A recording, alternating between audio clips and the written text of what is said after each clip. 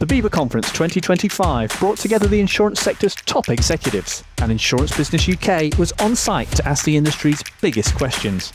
In this edition, we ask, what more could the associations do to represent the insurance industry more effectively?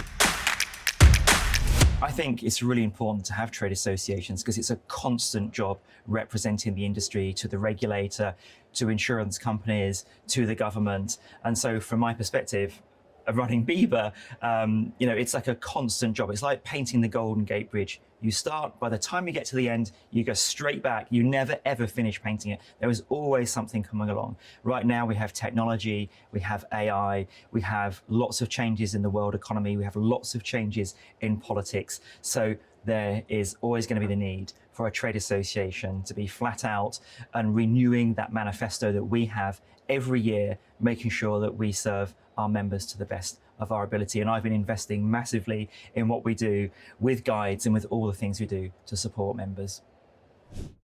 I think it's probably just more of the same. I think we've made progress with the regulator over the last year. We have a government that is keen to open up new trading markets, and that's always of interest to international firms like BIBA members. So we'll be keen to help them. Most of the world is significantly underinsured, so there's huge opportunities for insurance brokers to develop new markets and find new clients. So it's just carrying on with that advocacy and trying to push back the boundaries of regulation and increase the opportunities around the world for members to bring insurance business to London.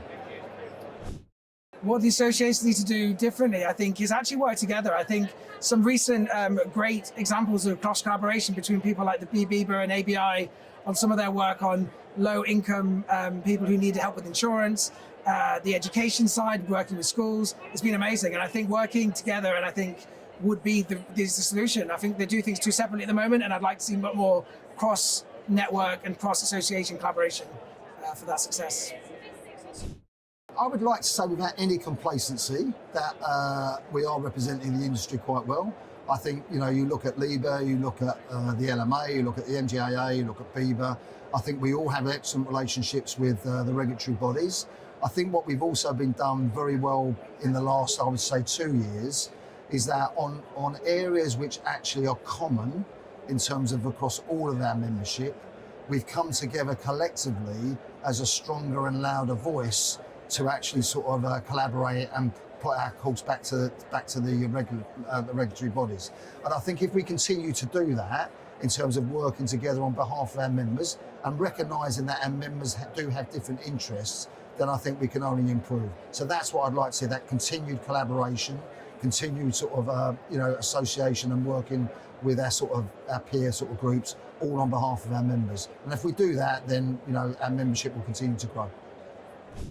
So I think one of the big things for all of the associations is to come together more. I think one of the things that I'm really pleased to see Matthew Hill talking about the CII is the role they can play in bringing things together and talking a little bit more about topics that matter. And we've seen that through vulnerability and some of the work the CII are doing there.